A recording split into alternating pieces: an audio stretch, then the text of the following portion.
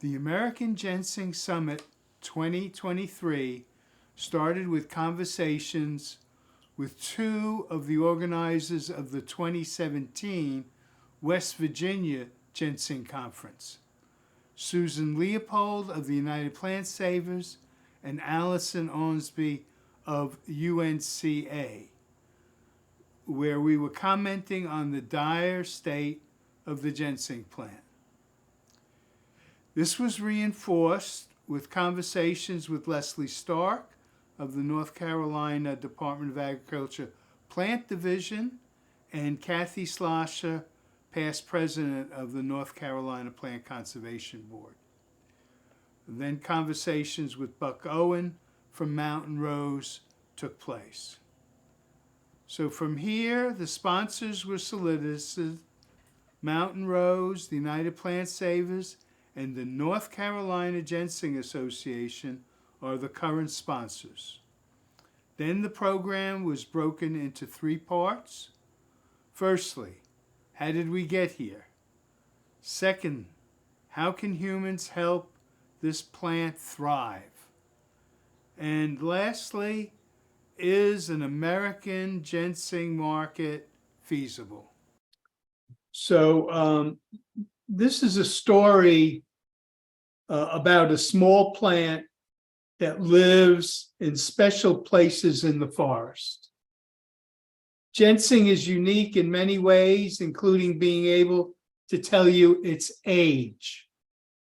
Living under certain trees in a community, and recent studies show that you need 176 plants for ginseng to be a sustainable community. And that's at different ages of each individual plant. As a multi-year crop, ginseng provides medicine for both humans and animals. Besides living in specific areas of the forest, it takes a new plant 18 months to go from seed to seedling, which is a little bit unusual. There are some other plants that also have a long cycle from seed to seedling. But it is unique to the plant community as it changes its appearance 3 times before settling down as a 3-prong. And at 3-prong, it will have berries to reproduce. But then again, it continues changing as a teenager, and as middle age comes along, it adds more prongs. So that is a very unique situation that most plants come up, they look like they are, and they look like that forever. But ginseng changes. Besides a challenging early life, this plant has fungal problems that can kill the total plant. Some are found in the soil, and some are found in the air. Thus, from my perspective, it's best grown in the forest under the right trees with the right companion plants to protect it from any funguses or other problems that may exist. Now, American ginseng has had a hard time since the white settlers discovered this plant in about the 1700s.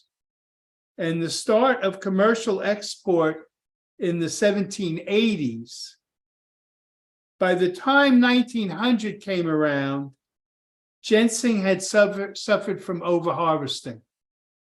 And this overharvesting would continue to today, and is one of the reasons that CITES listed ginseng back in 1977. Many ginseng farms have come and gone since the 1900s. However, the crop has never kept up with more plants growing than those taken for export. And I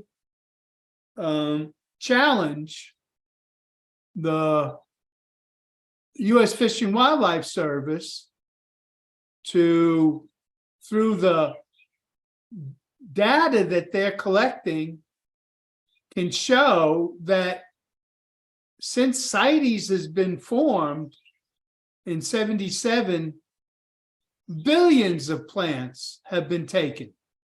And it's one of the reasons why when you go out into our forests and private lands, because of poaching, ginseng is becoming a rare and endangered plant. And this shouldn't have happened. Since it got listed on CITES, its plant populations should be continued at the same levels. And these stats show that that's not true, that ginseng is less and less available, that more of it as a natural resource to this country has been exploited, and we're in a position of depletion. One of the problems is that the word ginseng is confusing to many. First of all, there's two species, Panax ginseng and Panax quinquefolium. So right away, you have to ask, is it Asian or American?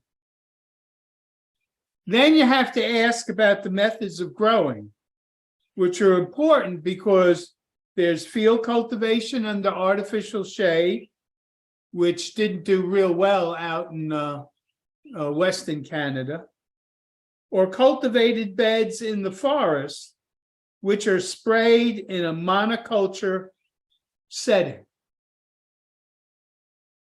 The other choices are wild simulation, which, as its name speaks for, is trying to simulate wild conditions, being under the right trees, being on the right slope, and hopefully having some companion plants. But that wild simulation can be both sprayed and organic. And then there's wild organic, which right now, in my estimation, is mostly poached. All of these aspects of ginseng needs to be known to know exactly what ginseng you have, how it's been grown, whether it's been sprayed, and whether you want to put that into your body. So this program that we're talking about right now is not speaking to the larger part of the pie, which is cultivated or sprayed farming, which has been estimated by some to be about 90% of the commercial market. We're not going to be discussing any of the benefits of that program, but we are going to be discussing the 10%, which is wild simulated organic, or the wild organic that's out there. The government, and I'm basically talking about the North Carolina state government, the North Carolina State University, the Ag Extension agents have been advocating for an export program, that exporting our natural resources is beneficial to the country and to the people who are participating. But if, in my estimation, we were going to be honoring CITES, we'd be having a reseeding program from almost the very beginning. And that's really not been the case. It's been considered a commercial situation where private industry would do this. Unfortunately, the private industry has tried to do this around the 1900s, and there has been some success, but it's not been ever possible that these populations have been protected since CITES was signed. We are learning now about a reseeding program that is trying to maintain some of the ginseng populations. Without having a reseeding program, the amount of ginseng plants and roots that are being taken are not allowing for the populations, in my opinion, to be stabilized or to grow. Now, there's a couple of interesting things about ginseng.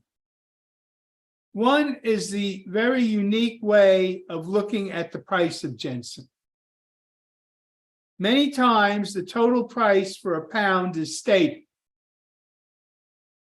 And just for argument's sake, I'm going to take $800 a pound, which is not unusual in 2022. And I'm talking as a licensed North Carolina ginseng dealer for the last 30 years. Now, the price does start to fluctuate, which a lot of people don't realize. So it could start around $500 or $600, and it may go to $1,000. By the end of the season, it may hit that high. And we're just taking an 800 figure as a middle figure for just figuring it out. And this market has been traditional from September to around November, or when the first frost occurs. Now, I will be talking very shortly about harvesting out of season, which is one of the major problems that people who are in administrative capacities are very, very hesitant to understand. But let's, for argument's sake, take the fact that 400 plants 10 years old was divided into the $800 average, which is approximately $2 a root. Now, we can argue whether it's 400 roots 10 years old or 371 roots. We could argue whether it's hit 850 instead of 800. But all of these indicate that obviously if we had a $600 market where we were buying, then we would only be talking about $1.50 a root, which is not unusual at the start of the root season, dry root season. But my contention is whatever the price or the number of roots per pound, this is very, very cheap for our rare, natural resource that is not only medicine but food. Where the price for the ginseng slave labor for that $2, that poacher must track down the roots in the forest, usually on somebody else's land. They have to watch out for dogs. They have to watch out for broken ankles, yellow jackets, rattlesnakes, and then they have to bring it home where it is cleaned and then dried properly before he can travel to a licensed dealer. That's a lot of work for $2 a root. And since we're talking about cleaning ginseng, many novices pick up a toothbrush to clean the dirt away. Unfortunately, if that is done, the majority of the minerals as part of the skin is lost, and many dealers will discount from the $2 to maybe only 50 cents for the roots that are cleaned with a toothbrush, instead of hand washing and leaving some dirt on the roots. It's a hard lesson for the beginners. And no matter what the price per root is, this pricing is very, very low, especially in today's market. When somebody comes along and says they have a half a pound or a pound of roots, and they spent all of this time, energy, and money, and you're going to give them less than $100 or $800 or whatever poundage they bring in, it's cheap labor. And the people who are benefiting the most are the country that we sell all these roots to. 96% of these roots are exported. And that also makes it very, very difficult for our existing forest farmers to compete with poached ginseng. So let's look at the problem of poaching. Here, the harvester didn't plant the crop or take care of it for the life of the plant, which is very attractive to the poacher. And we're talking about a multi-year crop. This practice of wild harvesting only works, in my opinion, when the crop has in large quantities in nature and can be replaced by nature or man, so the populations are stable or growing. Today, I would consider all multi-year crops that roots are taken for food or medicine to be unsustainable to wildcrafting. Thus, a new possibility exists. What if the leaves were taken each year from the wild stimulated land, and the root is left in the ground to be a sustainable operation? This is a whole new way of looking at being part of the ginseng marketplace. And we do this with ramps. We keep the ramps in the ground and we take the leaves. There's no reason in the world we can't leave the ginseng root in the ground and take the leaves. We have to do that at a different time of the year. Obviously, you can't wait until the fall when they turn yellow. You have to take them when they are green, and that's usually June, July, maybe early August. And you're going to have to then determine whether you're going to dry them and make medicine out of them, or you're going to instantaneously, when you harvest, put it into alcohol to make a tincture. Now, there are some benefits of tincturing it in its form of being green or fresh. And there is a whole new market that has been established by mainly, totally in my case, Korean Americans.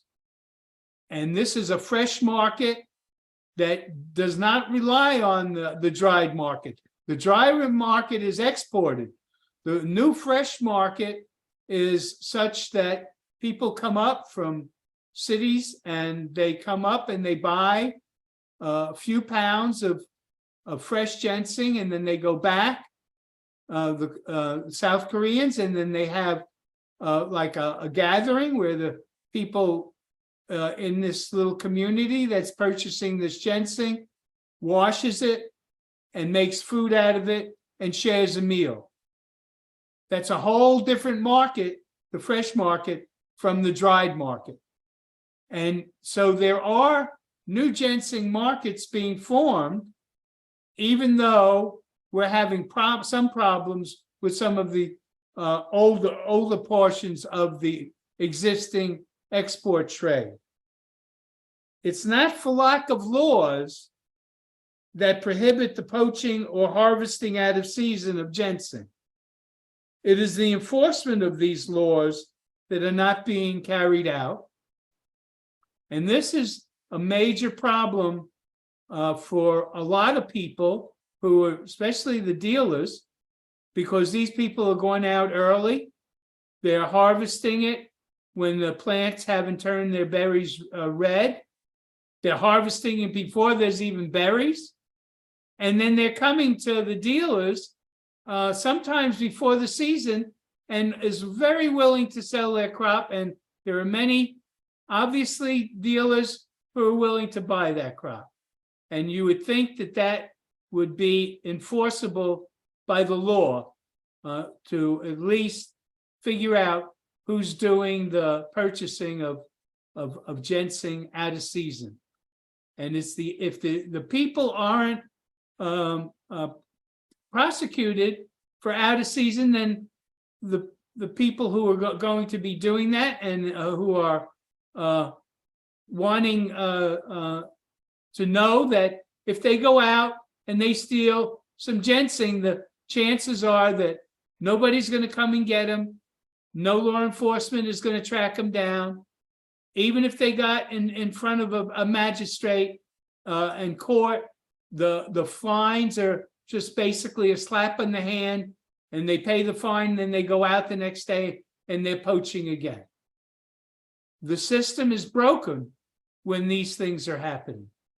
And as a broken system, we need to look at some areas where we can make some changes, maybe not right away, but at least to start talking about these changes to make this market viable.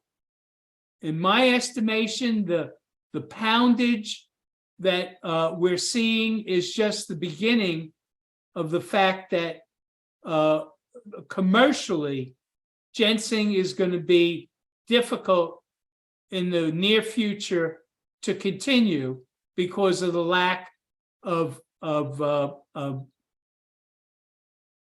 product that's available in the forest and in our private lands.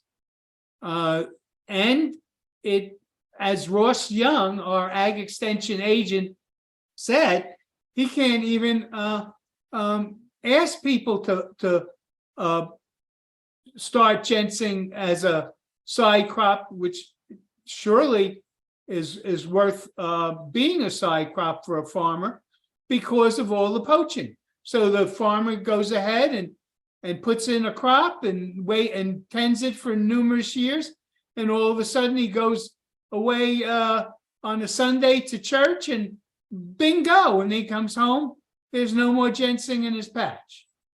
This is a common story. This is not something that is not heard all the time. And keep ginseng not only in this country and in this state, but also as a medicine for all Americans. This shouldn't be a medicine just for the Chinese population. We grow it here, and Native Americans have used it here for thousands of years. And it's now time to stop the trade exporting this product. And all of the different agencies that feel that the continuation of this exporting is fine. It's okay for these people to only get $2 a root. It's okay for our natural resources and forests to be trampled by meth addicts. It's okay for people who try to work with ginseng as a crop to have their crops stolen. It's okay for all of those people who sit behind a desk and just see these statistics and numbers say, oh yeah, there's nothing wrong here. Everything's okay. We can continue to keep doing what we've been doing. In this video, we'll explain what CITES is. CITES stands for the Convention on International Trade in Endangered Species of Wild Fauna and Flora. It's an international agreement between governments to protect endangered plants and animals. Its aim is to ensure that the trade of certain animals and plants does not threaten their survival. The types of animals and plants covered by CITES is diverse. It includes wild animals, plants, and wildlife, as well as the products made from them, such as musical instruments, plants, dried herbs, and exotic leather goods. It's important to keep in mind that CITES is an agreement between countries and does not replace national laws made by government authorities such as USDA, the US Department of Agriculture, DEFRA in the UK, and BICON in Australia. The trade of certain animals and plants is not allowed with countries who have not signed up to the CITES agreement. Before you ship your goods internationally, it's important to check if the goods are listed on the CITES website. If you're exporting goods and need a CITES certificate, you should apply for one well in advance of shipping, even before agreeing to sell the goods. Each country has a government agency responsible for CITES, and the application should be made according to the requirements on its website. When you're importing CITES goods, ask the sender to provide a copy of the paperwork in advance so you can inform your carrier. There are usually delays due to inspections, so it's important to be prepared for this. After you've received the certificate, your carrier should be informed the goods are being transported under CITES. And that's what CITES is. Yeah, so you just asked me to give an overview of CITES and specifically how it relates to ginseng. So I'll just do that and we'll start there. So, generally speaking, CITES stands for the Convention on International Trade in Endangered Species. It's an international convention with over 184 parties, which are basically countries, but they call them parties. That was started in 1973. And, CITES was started to ensure that international trade in flora and fauna, animals and plants is not detrimental to their survival in the wild. That's the overall charge of CITES, and that's what they try to do. And generally speaking, it's a way that they make sure that they oversee, monitor, and make sure that the legal trade is handled throughout the world in species. I thought it was interesting to learn that 36,000 out of the 36,000 species listed on CITES, 34,000 are listed under Appendix 2, which is one of the Appendix 1, 2, or 3. Appendix 2 is the one in the middle that where they do monitor, trade is allowed, it's just highly monitored. And that is Appendix 2 is what ginseng is listed under. So trade is allowed, it's monitored, and it's permitted per country based on non-detrimental findings. So yeah, I was going to read directly from Growing and Marketing Ginseng by Janine Davis and Scott Persons, because they did a very good job in describing CITES and how it relates to ginseng. So talking about the regulation through CITES, again, the trade identifies ginseng as one of the species that needed protection. And if I'm not mistaken, it was 1977. Is that correct, Robert? Yeah. That's when correct. ginseng was listed on CITES Appendix 2. So it's been there a while. So anyway, it monitors, controls, and restricts trading, as I said, in the identified species, ginseng in this case, to prevent adverse impacts on the population and to ensure the continued existence of ginseng in its natural habitat. The United States has an obligation, as does each and every state, each and every party that is a party of the convention. Their responsibility is to monitor that and determine non-detriment. The organizations in the U.S. that are responsible for this is the U.S. Fish and Wildlife Service, and more specifically, the two divisions of the U.S. Fish and Wildlife is the Division of Scientific Authority, DSA, and also DMA, the Division of Management Authorities.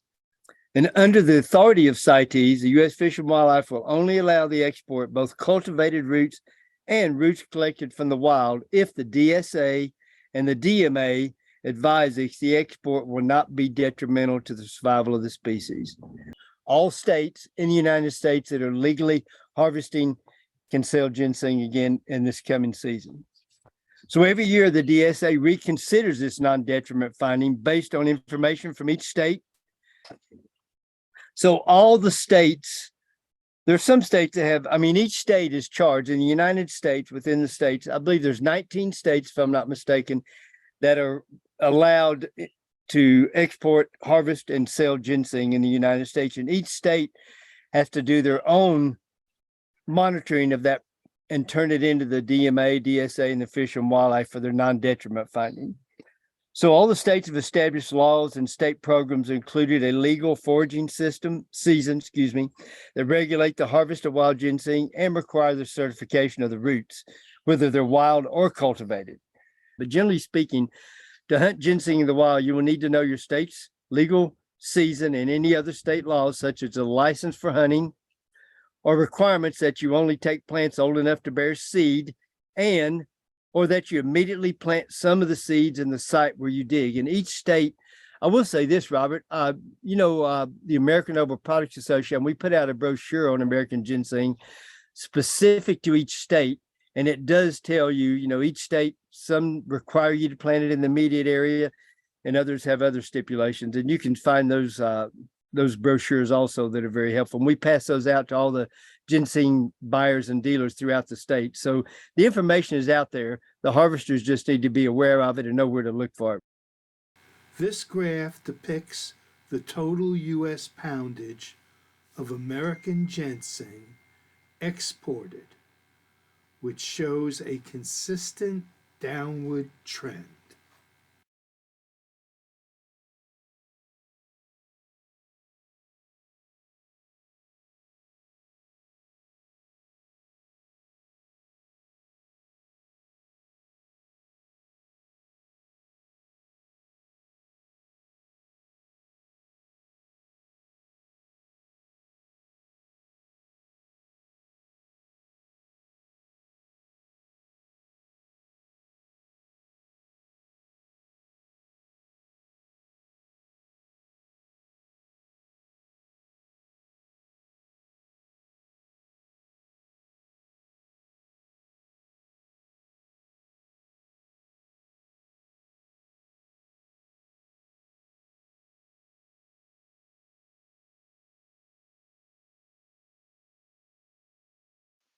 Good afternoon. My name is Joy Goforth. I am the Plant Pest Administrator with the North Carolina Department of Agriculture, and our program as a whole is a very large ship manned by a very small staff. Those of you in North Carolina may have had more opportunity to work with our field staff. Any ideas and comments provided outside of my segment do not represent the North Carolina Department of Agriculture and Consumer Services, and my participation in this event does not imply support or endorsement for any company or content presented throughout the summit. Plant Industry Division is the sole agency that provides plant regulatory oversight for the state of North Carolina. Among our other regulatory responsibilities, the Plant Protection Section enforces laws and regulations set forth in the Plant Protection and Conservation Act and Subchapter 48F of Title II of the North Carolina Administrative Code, which clearly specifies the state regulations for the collection and sale of ginseng. You can visit our website and just scroll down to the bottom to find the laws, regulations, and publications link if you would like to read them in full. The Plant Conservation Act also designates subject matter experts to serve on the Plant Conservation Scientific Committee, who are generally focused on conservation practices on our department-owned plant conservation preserves and include land management recommendations, habitat restoration initiatives, imperiled species evaluations, and other biological and ecological needs of the program. The scientific committee contributes to the evaluation and review of the state protected plant species list. The North Carolina Plant Conservation Program relies on data from the Natural Heritage Program to make decisions related to the adding, editing, or removing species from the state protected plant list. We are currently awaiting more data to most effectively evaluate ginseng decline in our state. Friends of Plant Conservation is a nonprofit organization that provides valuable support to our multifaceted plant conservation program. I was asked to provide data on the effects following the 2019 Memorandum of Understanding signed between the North Carolina Wildlife Resources Commission and the North Carolina Department of Agriculture and Consumer Services. I know this slide is very busy and we only have 3 years of data to report, but the important information is highlighted in red. I would like to point out that the amount of roots confiscated in 2022 is probably low. There were several reports that did not have a quantity listed. So I do feel like that number is significantly above 1,000, but cannot state that for sure. Again, slide is very busy. Just focus on the red information. We are incredibly pleased with the outcome of this partnership to hold poachers accountable and are continuing conversations with Wildlife Resource Commission for future improvements to this process. As I understand it, the point of this summit is to plan for the future. I'd like to highlight our perspective on the immediate needs and concerns of the North Carolina ginseng industry. At this time, Plant Industry Division believes that the North Carolina ginseng industry leaders do have the opportunity to work collectively to prevent the decline of ginseng populations without the implementation of additional regulations. I'm incredibly proud of the role our team plays in serving the ginseng industry and working with U.S. Fish and Wildlife to monitor the harvesting and export of this species. I may have left some questions you have unanswered, but you can feel free to email me and I'll be glad to provide any additional information related to the regulatory end of the ginseng industry in North Carolina. Thank you for your time today. I had a conversation with Gary Kaufman about the new seed program of the National Forest Service of North Carolina. Gary recently helped analyze closing the Nantahala and Pisgah forests from any ginseng harvesting. This is a national trend, with 6 other national forests now banning ginseng harvesting. In the past, a harvester would apply for a digging permit, which was usually granted. Then a few years ago, a lottery system to allow a few harvesters each season to dig. Now it has become a total ban on all harvesting in our national forests in North Carolina. Gary mentioned that in 2010, a program to reseed American ginseng was started in the National Forest of North Carolina. Recently, the first batch was replanted. Government reseeding and planting programs is a good step to helping ginseng come back into our national and state forests. However, in my opinion, without a drastic revision instituting a harvest licensing program and changing the attitude towards poaching and export of this resource, the new reseeding program may just be allowing more illegal activity to continue.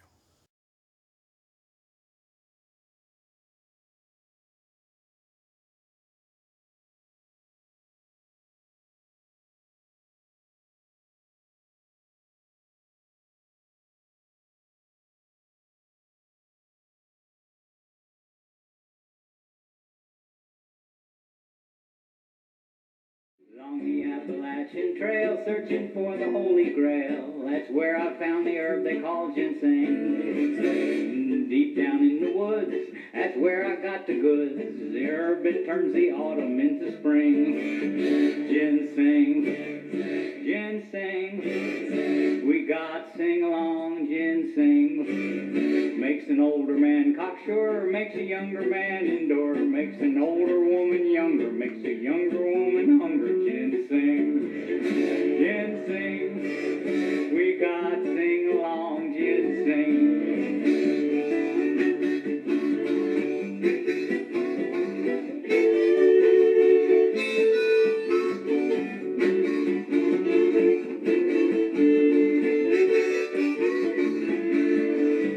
From the coast of Carolina to the hills of northeast China, I've been there and I'm going back again. searching for the truth, that fountain of youth, the herb the Chinese call ren shin. Ginseng, ginseng, we got sing along ginseng.